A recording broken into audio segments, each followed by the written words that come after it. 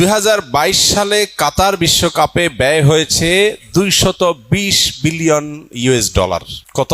220 billion dollar খরচ হয়েছে 2022 বিশ্বকাপে। গোটা পৃথিবীতে যত মানুষ ক্ষুধার্ত থাকে সে মানুষের সংখ্যা 82 কোটি 80 লাখ।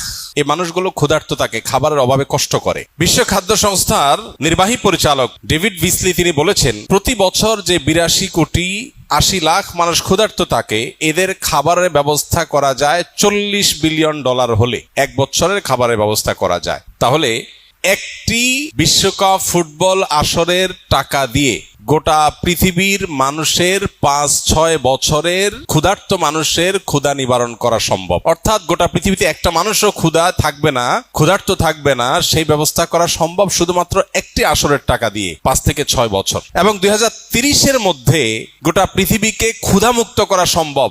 এই 82 কোটি মানুষের সম্পূর্ণ খাদ্যের স্থায়ী ব্যবস্থা করা সম্ভব যদি শুধুমাত্র একটি ফুটবল বিশ্বকাপ আসরের টাকা দিয়ে দেওয়া হয়।